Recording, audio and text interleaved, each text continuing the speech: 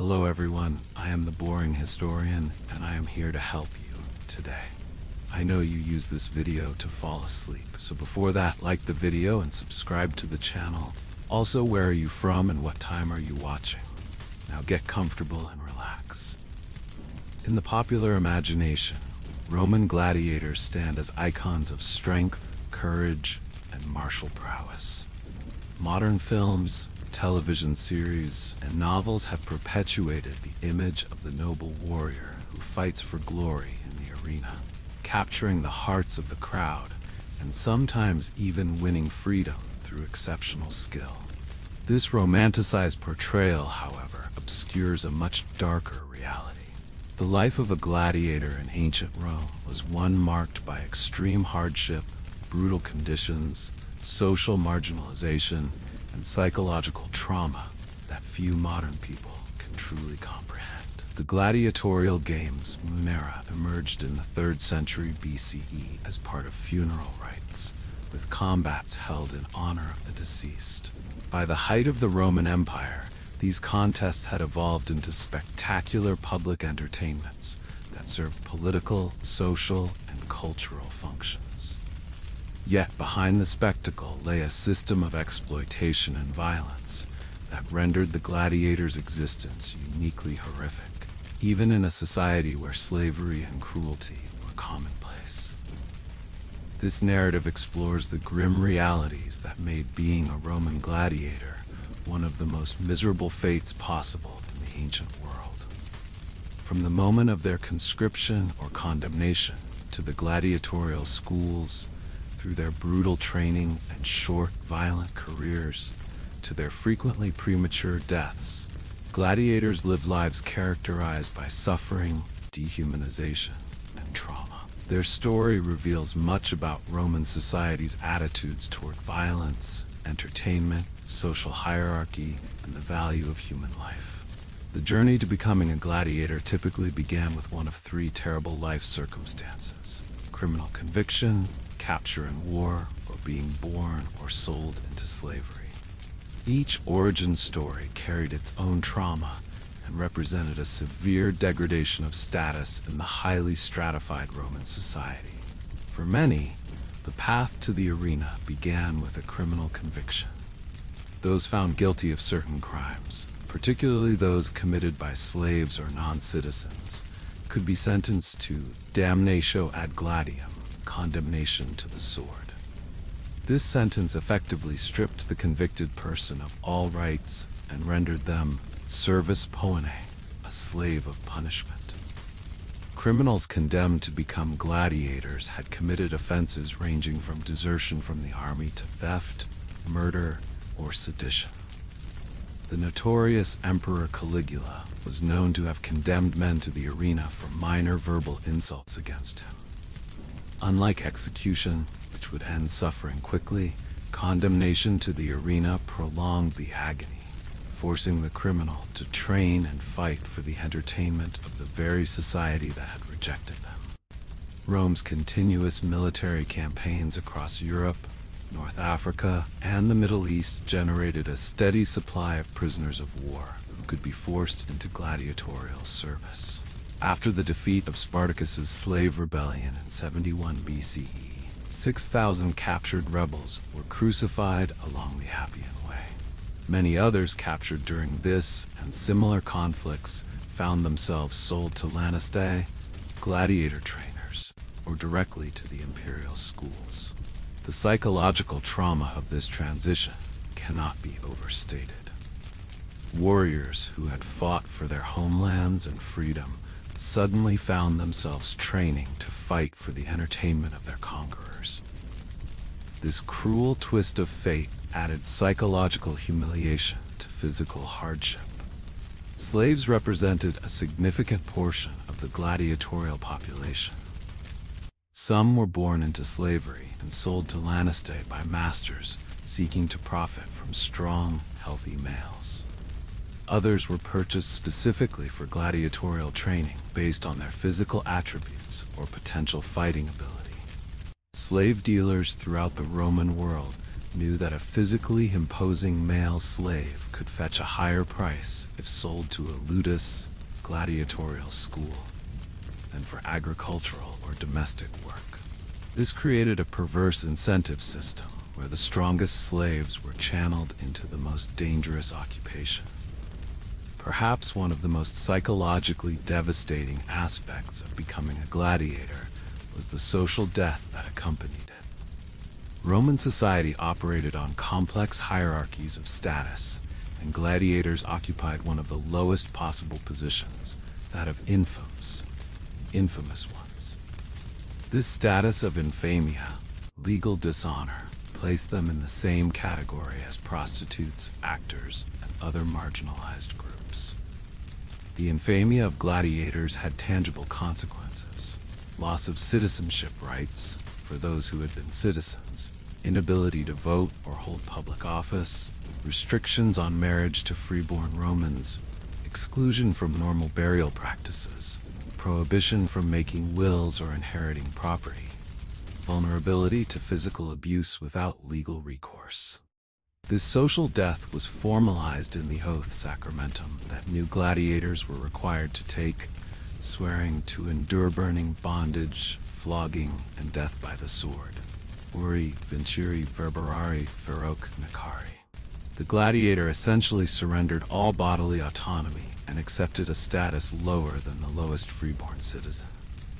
The gladiator occupied a uniquely contradictory position in Roman society. While legally and socially degraded, successful gladiators could achieve a kind of celebrity status. Their names and exploits were graffitied on walls, their images appeared on pottery and mosaics, and they attracted admirers and even sexual partners. The poet Juvenal complained that women of high birth were attracted to men of the arena, noting that some even abandoned respectable husbands to run away with gladiators.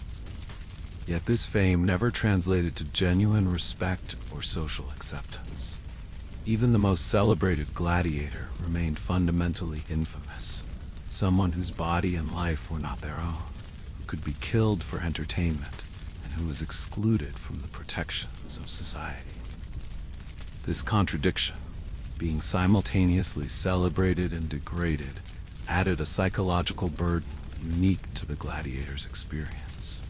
Upon entering a ludus gladiatorial school, new recruits were required to swear the gladiatorial oath, which the Roman jurist Petronius Arbiter recorded as Uri vinci verberari feroc necari, to be burned, bound, beaten, and killed by the sword.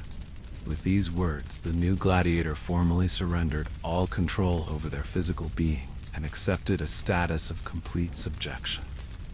This oath represented more than a formality. It was the legal and ritual transformation of a human being into property. After swearing it, gladiators were stripped of their clothing, shaved, examined like livestock, and branded with hot irons to mark them as gladiatorial property.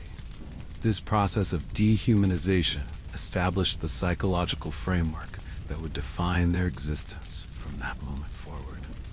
The physical conditions in which gladiators lived would be considered intolerable by modern standards. Archaeological excavations of gladiatorial barracks at Pompeii and other sites reveal cramped quarters where men were confined in cells measuring approximately 3 by 3 meters. These cells typically housed 2 to 3 men, with minimal furnishings and few personal possessions allowed. The buildings were designed for security rather than comfort. Windows were small and placed high on walls to prevent escape. Heavy doors were locked each night, and guards maintained constant surveillance. Sanitation was primitive, with communal latrines and limited bathing facilities. Infectious diseases spread rapidly in these conditions, and minor injuries could quickly become life-threatening without proper treatment.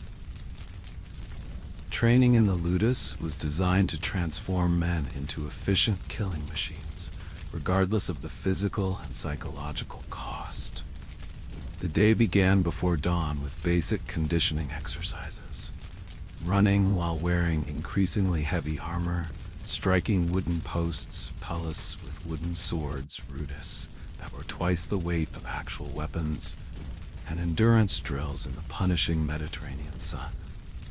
Specialized training followed, as each recruit was assigned to a specific gladiatorial category based on physical attributes and fighting potential. These categories included Romeo, heavily armored fighters with large shields and straight swords; Thrax, Thracian, equipped with small shields and curved daggers; Retiarius, lightly armored net and trident fighters; Secutor, designed specifically to counter the Retiarius; Dimacharius, dual-wielding blade fighters; Acidarius, chariot fighters; Hoplomachus, Greek-style heavily armored spearmen. Each style required specific techniques and conditioning, but all training was characterized by its brutality. Mistakes were punished with beatings. Hesitation resulted in food deprivation. Attempted escape could lead to execution. The training was designed not only to build fighting skills, but to break the spirit, creating fighters who would follow orders without question. One of the few advantages of gladiatorial life was the diet. Unlike most slaves and many poor freemen, gladiators received a high-calorie, nutritionally balanced diet designed to build muscle mass and create a layer of protective fat. Archaeological analysis of gladiator remains from Ephesus revealed high consumption of barley, beans, and dried fruit, earning gladiators the nickname hordearii, barley men. This diet served multiple purposes. It built the impressive physiques that audiences expected, provided energy for intense training, and created a subcutaneous fat layer that would allow for dramatic bleeding wounds without immediate fatal consequences, enhancing the spectacle without killing the valuable fighters too quickly.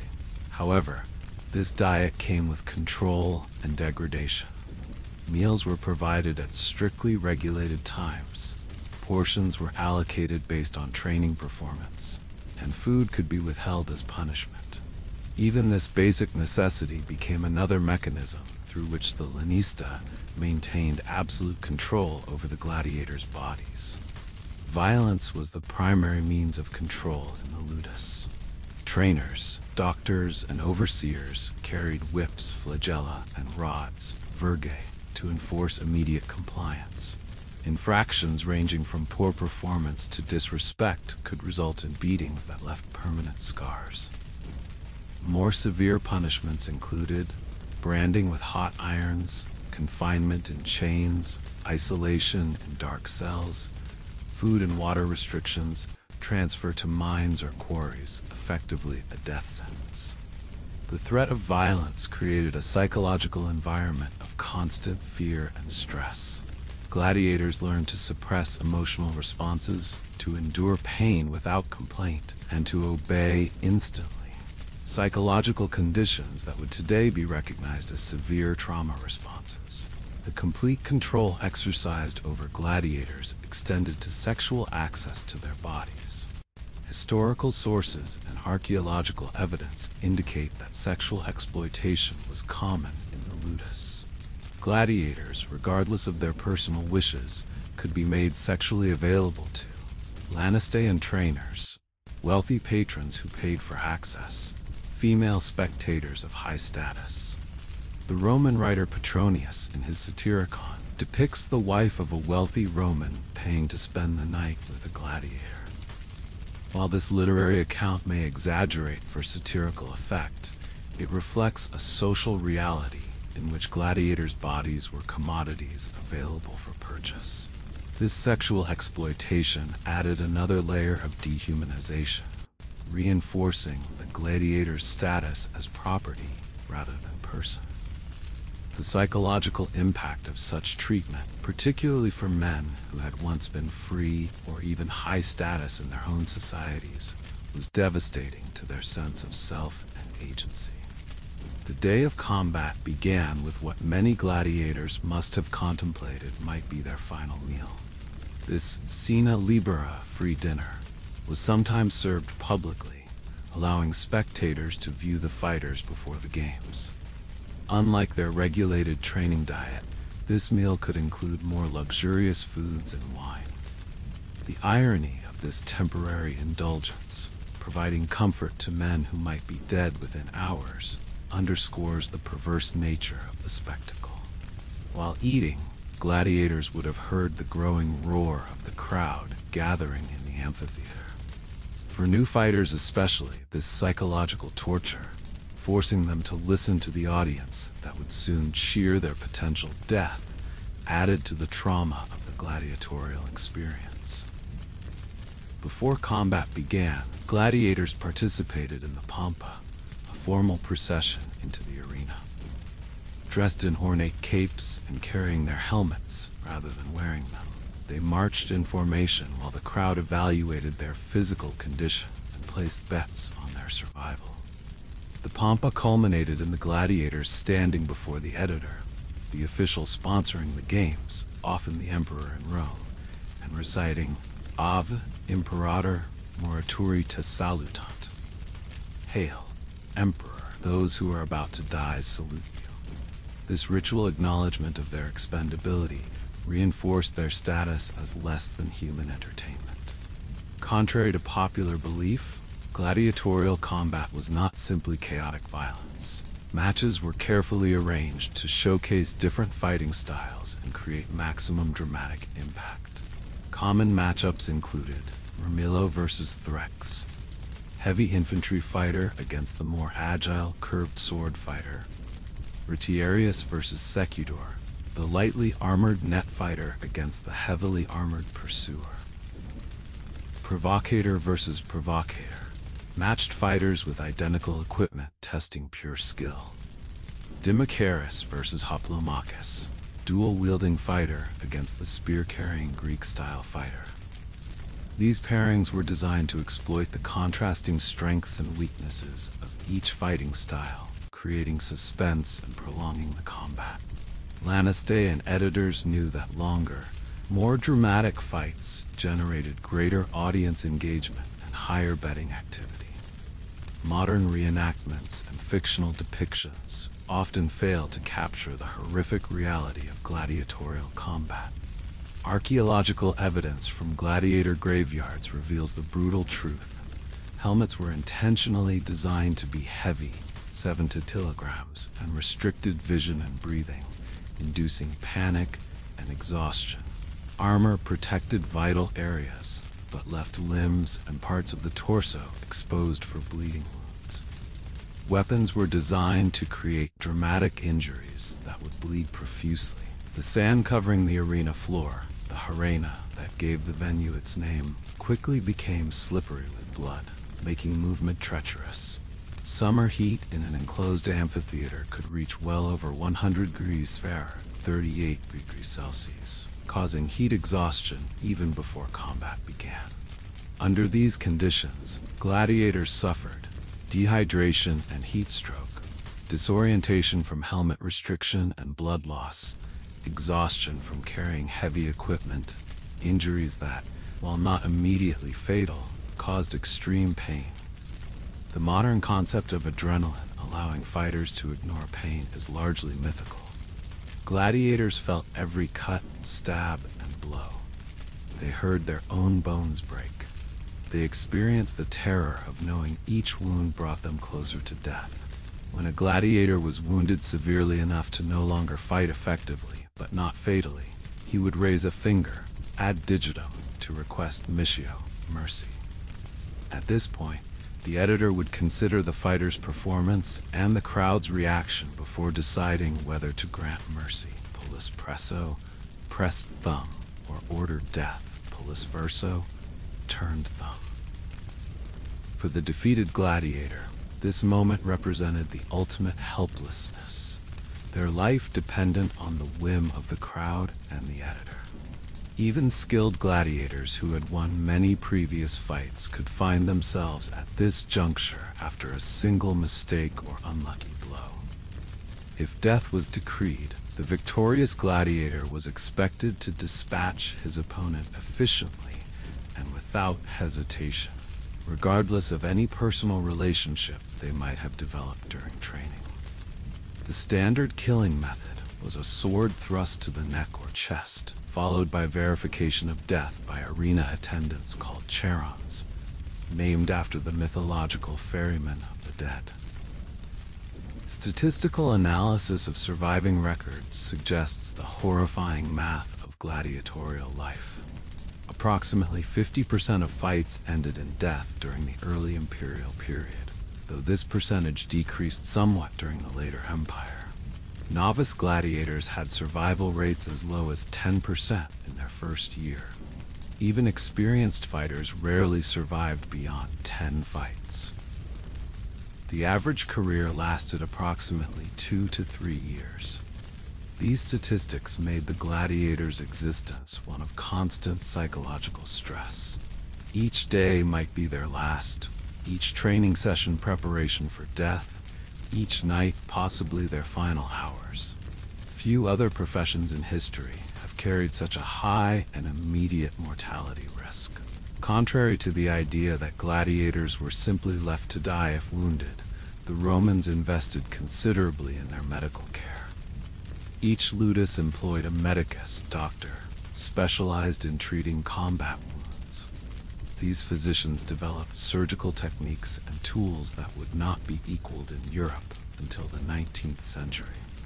Archaeological discoveries from Pompeii and other sites have uncovered gladiatorial medical kits containing bone saws for amputations, forceps for extracting weapon fragments, cauterization tools to stop bleeding, probes for cleaning wounds, needles and thread for suturing.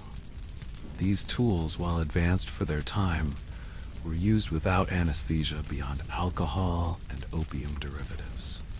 The pain of treatment often rivaled or exceeded the pain of the original injury. Gladiators represented significant financial investments for their lanistae, creating economic incentives for medical care that other slaves might not receive. Specialized surgical techniques developed in the ludi included trephination, skull drilling, to relieve pressure from brain injuries, setting of complex fractures using bronze and wooden braces, cauterization of severed blood vessels to prevent hemorrhage, herbal antiseptics to prevent infection. Evidence from gladiator graveyards shows many healed injuries, indicating that some fighters survived serious wounds and returned to combat. However, these same remains reveal the grim reality of gladiatorial medicine. Many bones show evidence of multiple healed fractures, suggesting that fighters were repeatedly patched up and sent back to face more trauma. Surviving severe injuries came with lasting consequences.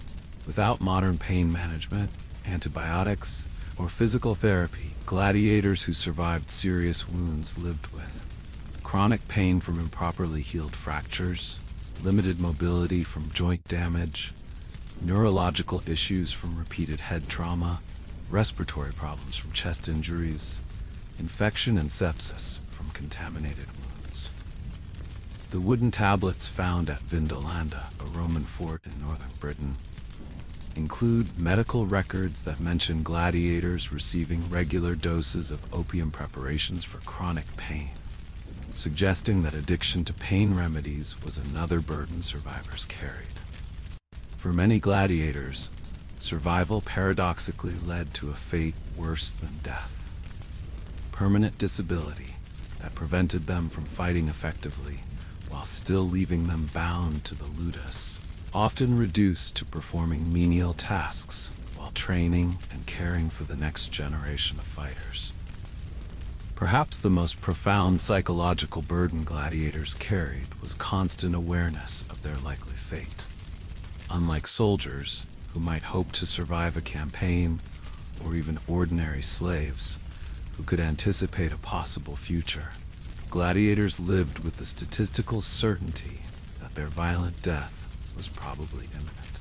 This awareness created what modern psychology would identify as anticipatory trauma, chronic stress response, dissociative coping mechanisms, fatalistic thinking patterns. Archaeological evidence offers glimpses of how gladiators processed this reality. Graffiti from gladiatorial quarters includes dark humor, fatalistic statements, and religious dedications, suggesting attempts to find meaning in an existence defined by its probable violent end. Gladiators experienced what sociologist Orlando Patterson terms social death, complete alienation from normal human social bonds and identity. Their bodies became commodities to be maintained, displayed, wagered upon, and ultimately expended for entertainment. This commodification extended beyond combat. Successful gladiators found their images reproduced on lamps, dishes, and walls without their consent or compensation. Their names became betting tokens. Their wounds and scars became topics of casual conversation among spectators who discussed their bodies as one might discuss livestock. The psychological impact of such objectification, being valued only for one's capacity to bleed dramatically and die entertainingly, created profound dissociation and self-alienation that few modern people can comprehend. One of the cruelest psychological aspects of gladiatorial life was the requirement to form close bonds with the very men who might eventually kill you. Gladiators trained together daily, shared living quarters, and developed the natural camaraderie of men facing common hardship. Yet these same training partners would, by design, become opponents in the arena. The psychological burden of this reality, knowing that your friends might be ordered to kill you, or that you might be ordered to kill them, created a form of perpetual emotional conflict unique to the gladiatorial experience. Evidence of these bonds appears in funerary inscriptions, where gladiators are described as friend and brother by the very men who may have delivered their fatal wounds. This forced intimacy with potential killers created a psychological environment that has few parallels even in modern warfare. Modern research on the psychology of public performance indicates that being evaluated by large audiences creates significant stress even in voluntary, non-lethal contexts. For gladiators, this stress was magnified exponentially by the stakes involved. The Roman arena could hold tens of thousands of spectators, all scrutinizing every move, mistake, and moment of weakness. This created what modern psychology would term evaluation anxiety. Of unprecedented intensity, the gladiator's performance directly determining whether they lived or died. This pressure was further complicated by the requirement to make their potential death entertaining. A gladiator who fought well but lost might be spared. One who showed fear or fought defensively, even if technically effective, might be condemned by a bored crowd. Thus, survival required not just fighting skill, but theatrical skill. The ability to suffer and potentially die in a manner the audience found satisfying. For the tiny minority of gladiators who survived long enough, there existed pathways to freedom. The most prestigious was the rudis, wooden sword, awarded to gladiators who had demonstrated exceptional skill and served for a substantial period, typically at least 3 years and many victories. Receiving the rudis made the gladiator a rudiarius, technically free, but still bearing the permanent stain of infamia. Some rudiari became trainers in the ludi, transforming from victims of the system to its perpetrators. Others joined the urban poor, lacking skills applicable outside the arena. Evidence suggests that approximately 1 in 100 gladiators might eventually receive the rudis, making freedom through survival statistically less likely than winning a major modern lottery. Another path to freedom came through self-purchase. Successful gladiators received prize money, pretium, for victories, which could theoretically be saved to buy freedom. However, Lannister intentionally set purchase prices far above what most gladiators could accumulate, particularly since many victories were rewarded with symbolic prizes rather than substantial cash. Gladiators were charged for their maintenance, training, and equipment repairs.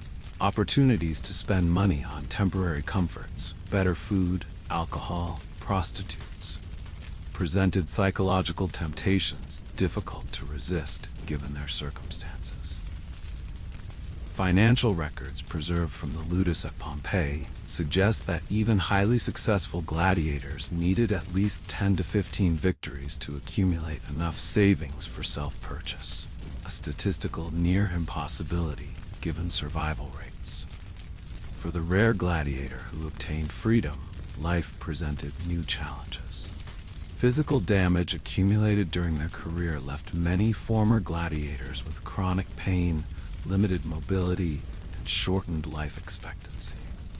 The Vindolanda medical records mention former gladiators requiring regular pain management decades after leaving the arena. Psychological scars proved equally lasting. Without modern understanding of post-traumatic stress or therapies to address it, former gladiators lived with symptoms including intrusive memories of combat and death, hypervigilance and startle responses, emotional numbing and detachment, sleep disturbances and nightmares. Tacitus mentions a former gladiator who, years after receiving the rudis, would wake screaming in the night, reenacting arena battles in his sleep, likely an ancient description of what we now recognize as combat-related PTSD. Perhaps most cruelly, freedom rarely brought social integration.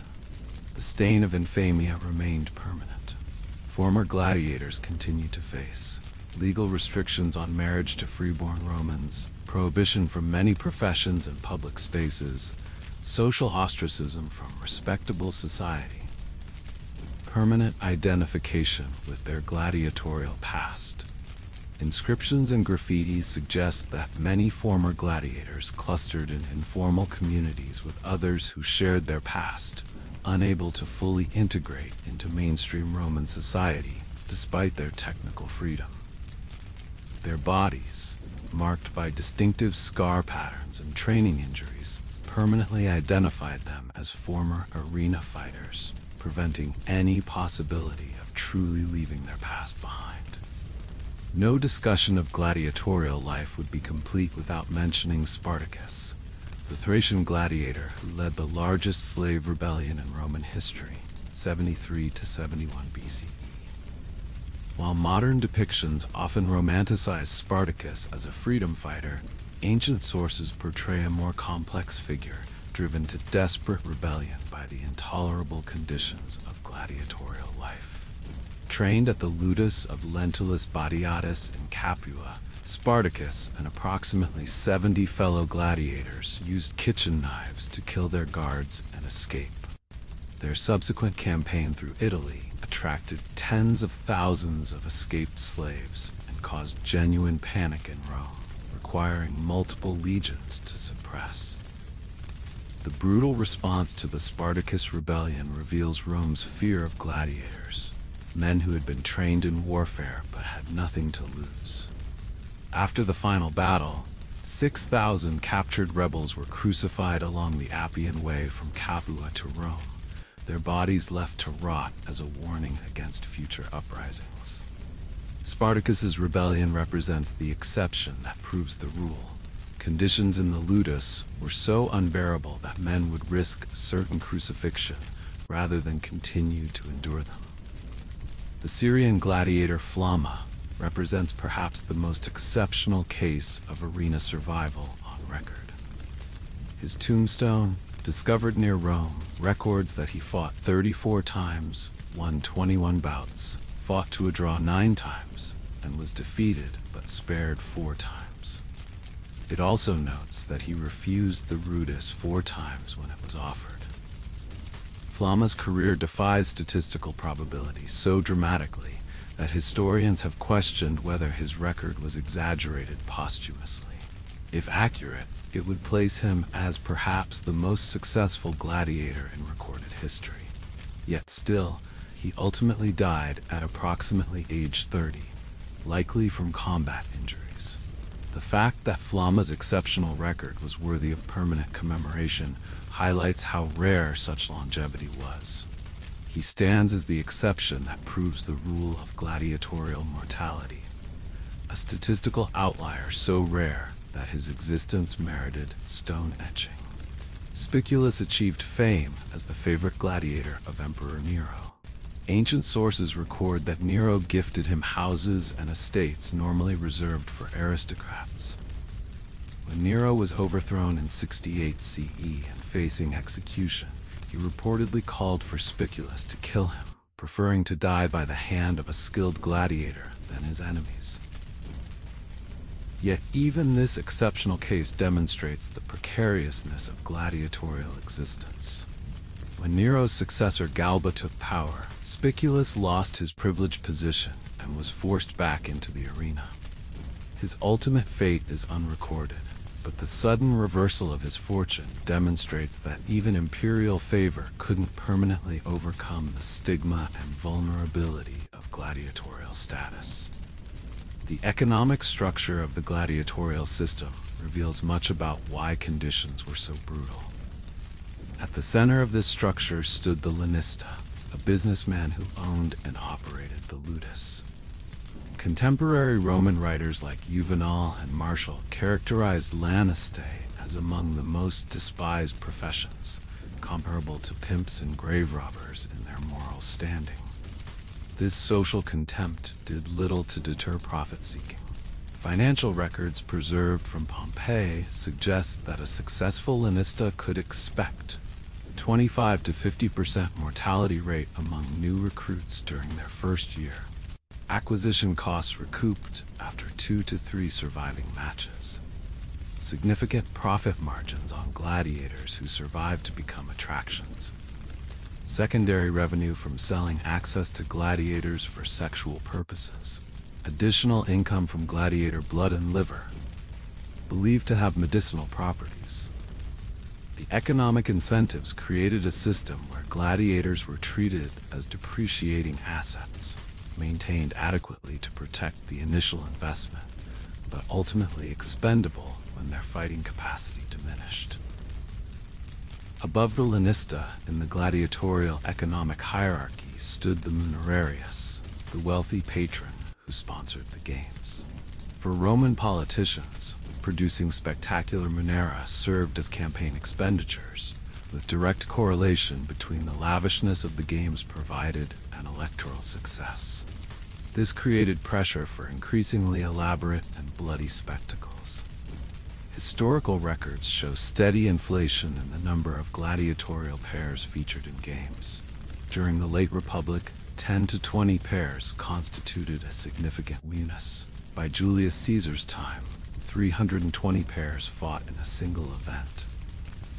Under Trajan, the 123-day celebration of the Dacian victory featured 10,000 gladiators. For the gladiators themselves, this economic model meant that their survival was secondary to the sponsor's need for political return on investment.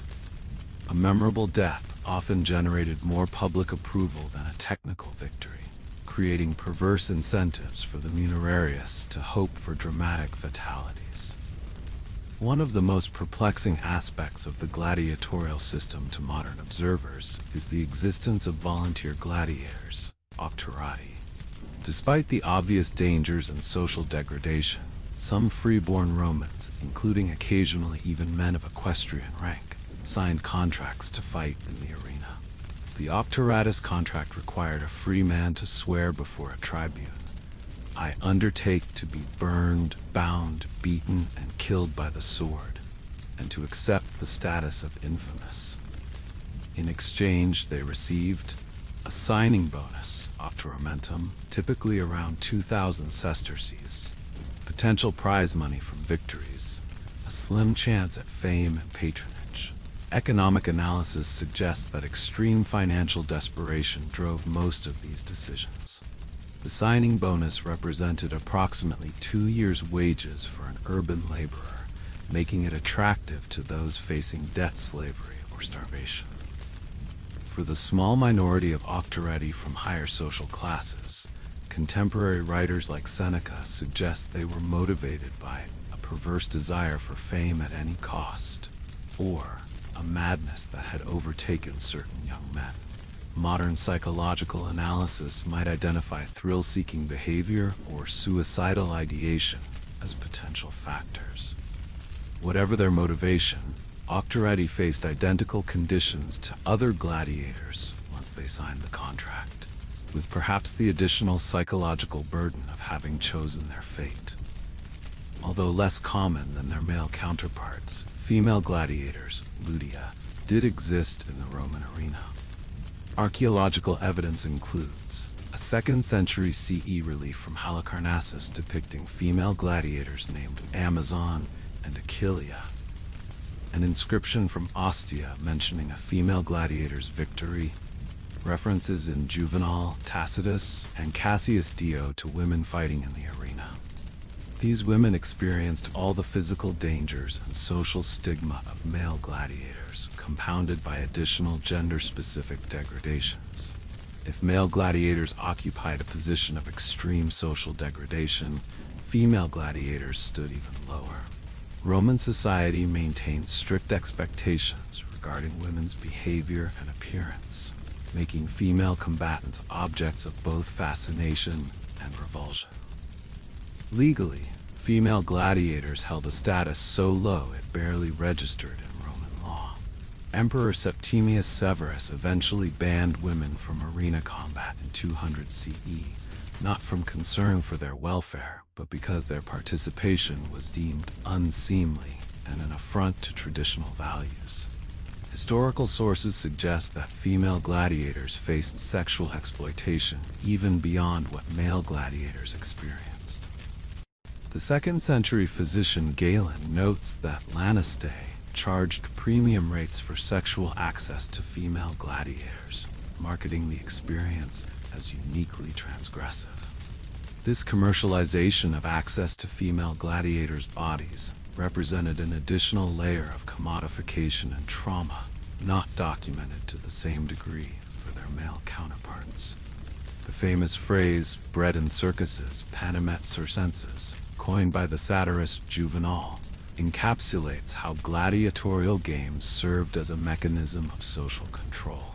By providing free food, bread, and entertainment, circuses, including gladiatorial munera, Roman authorities diverted the energy and attention of the urban poor away from political grievances. For gladiators, this meant that their suffering served not only as entertainment, but as a political tool. Their blood literally purchased social stability for the empire that enslaved them.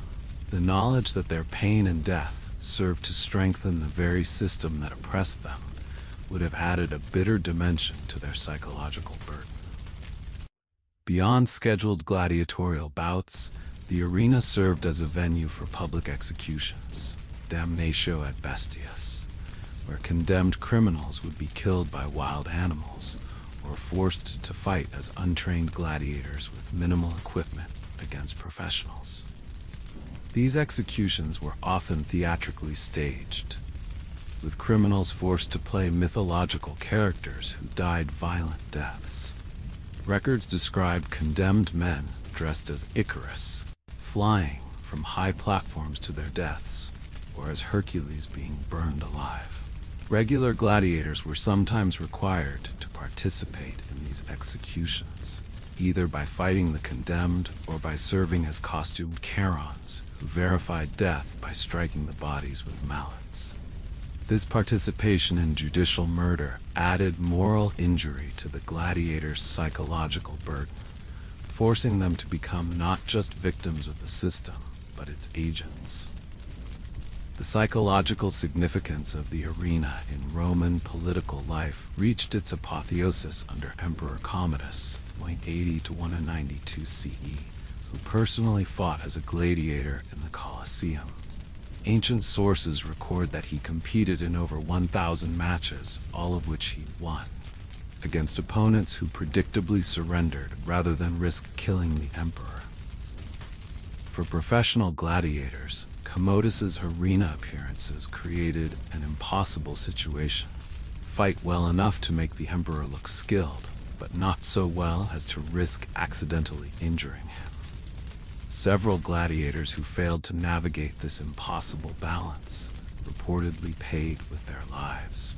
Commodus charged the Roman treasury approximately 1 million sesterces for each of his arena appearances, a sum that could have purchased freedom for hundreds of real gladiators.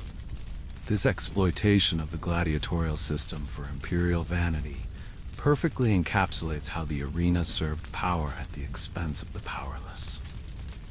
Modern popular culture has largely sanitized and romanticized the gladiatorial experience. Films like Spartacus, 1960, and Gladiator, 2000, portray arena fighters as muscular heroes with agency, moral clarity, and the potential for triumphant endings. These portrayals diverge from historical reality in several key ways, depicting gladiators with modern, sculpted physiques rather than the protective subcutaneous fat layer historical gladiators maintained, showing gladiators regularly surviving dozens of matches when statistical survival beyond 10 fights was exceptional, minimizing the social degradation and psychological trauma, creating fictional scenarios where gladiators could rise socially through arena success, sanitizing the medical realities and long-term physical damage, implying that gladiatorial combat resembled modern martial arts rather than the brutal, maiming reality. While these films often acknowledge some hardships of gladiatorial life, they ultimately reinforce a heroic narrative that bears little resemblance to the lived experience of actual arena fighters. Archaeological evidence provides a stark counterpoint to romanticized depictions. Excavations of gladiator graveyards in Ephesus, York, and other locations reveal distinctive trauma patterns consistent with known gladiatorial fighting styles, evidence of multiple healed fractures indicating fighters were repeatedly returned to combat after serious injuries, signs of joint damage and arthritis occurring at much younger ages than in the general population, helmet wear patterns on vertebrae showing the damage caused by bearing heavy headgear, high levels of lead contamination from water systems in the Ludi. Perhaps most telling are the average ages at death recorded on gladiatorial tombstones, typically between 20 and 30 years. Even accounting for generally shorter lifespans in antiquity, this represents premature mortality directly attributable to the physical demands and dangers of arena combat. The reality of gladiatorial life reveals a system of exploitation, violence, and dehumanization that stands among history's most brutal institutions. From the moment they entered the ludus until their almost inevitable violent death, gladiators experienced physical hardship, psychological trauma, and social death that left them among the most abused individuals in an already harsh, ancient world. The gladiator's existence embodied the darkest aspects of Roman society. Its comfort with extreme violence as entertainment, its casual dehumanization of marginalized people, its equation of suffering with spectacle, and its use of public brutality as political control. When we look beyond the romanticized modern depictions and examine the archaeological, textual, and artistic evidence, we find lives characterized by suffering, exploitation, and tragedy. The gladiatorial games endured for over 600 years before gradually declining in the late Roman Empire. While popular narratives often credit Christianity's rise with ending the games, the reality was more complex and gradual. Several factors contributed to the eventual cessation of gladiatorial combat. Economic pressures on the declining Western Empire made the games increasingly expensive to maintain. Christian ethical objections to blood sports gained political influence. The symbolic importance of the games decreased as Rome's political structure evolved. Growing difficulty in sourcing and training gladiators as traditional supply chains broke down. Emperor Constantine issued the first prohibition against gladiatorial combat in 325 CE, but historical evidence shows these games continued despite this official ban.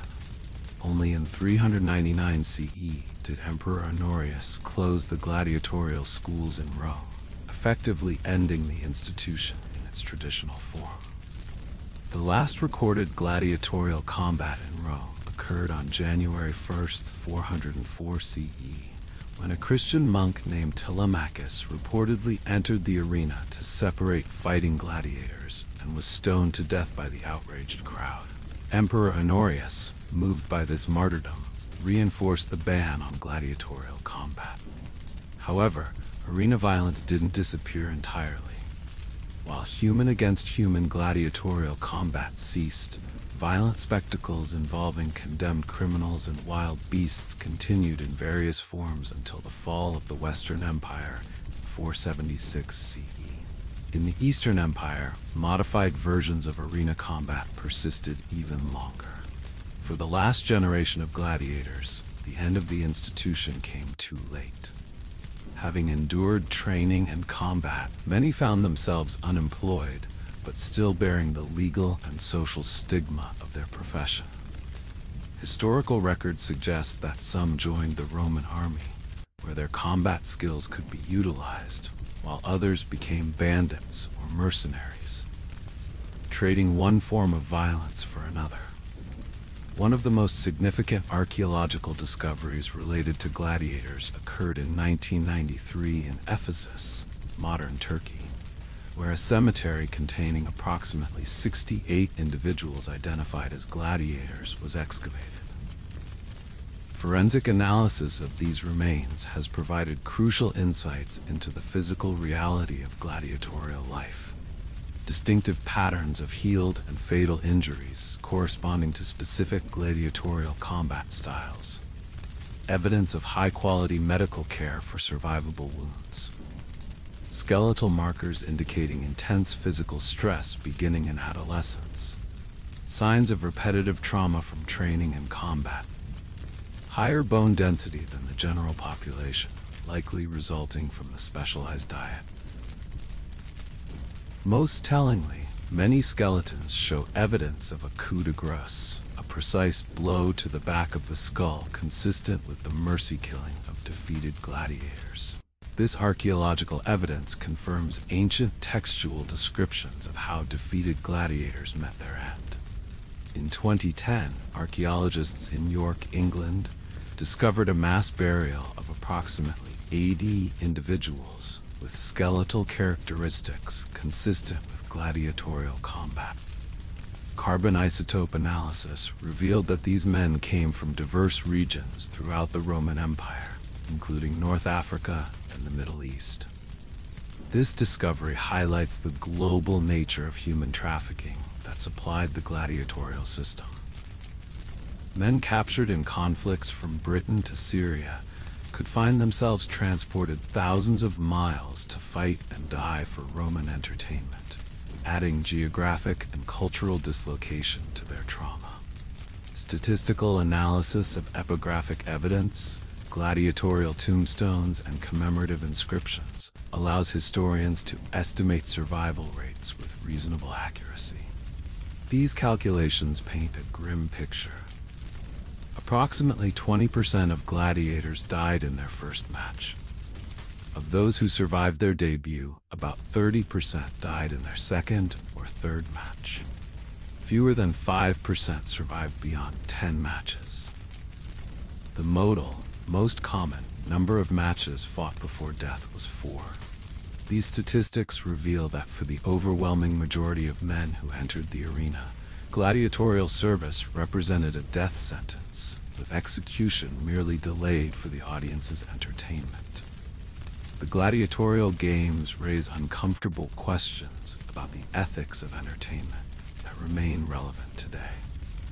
While modern societies no longer condone lethal combat for public amusement, the popularity of violent sports, reality television that showcases suffering, and media that commodifies pain suggests that the psychological impulses that filled the Colosseum have not disappeared.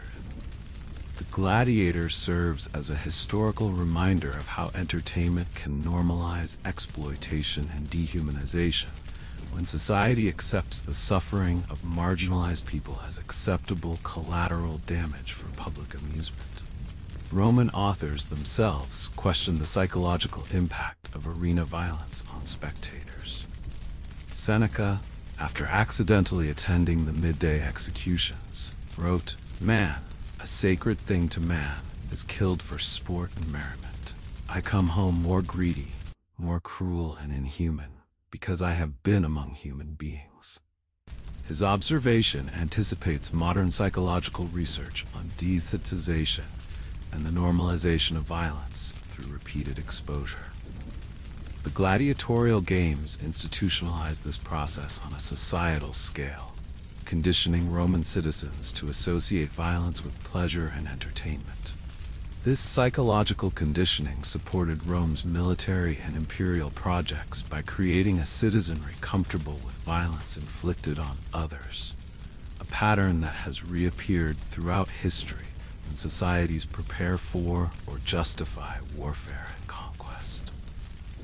Perhaps the most troubling aspect of the gladiatorial legacy is how thoroughly modern culture has romanticized and sanitized this history of exploitation and suffering. From sports team mascots to video games, from films to fitness programs, the gladiator has been transformed from a victim of systemic cruelty into a symbol of martial virtue and entertainment. This transformation illustrates how historical suffering can be appropriated and repackaged when it serves contemporary cultural needs. The actual voices and experiences of the men and occasionally women forced into arena combat have been silenced, replaced by fictional narratives that better align with modern sensibilities and entertainment preferences. The life of a Roman gladiator stands as a powerful historical example of how societies can normalize extreme cruelty when it serves social, political, or entertainment purposes. The gladiator, often nameless, far from home, stripped of rights, and destined for a premature, violent death, represents the human cost of Rome's spectacular culture. When we look beyond the mythologized image of the arena fighter and examine the archaeological and historical evidence, we find not glory but suffering, not willing warriors but exploited victims, not heroes but humans, caught in a system designed to transform their pain and death into public entertainment and political advantage.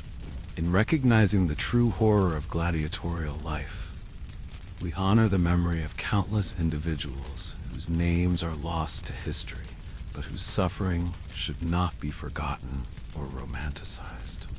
Their story reminds us to question our own entertainment choices, to recognize exploitation masked as spectacle, and to acknowledge the humanity of those whom society places in harm's way for the amusement of others.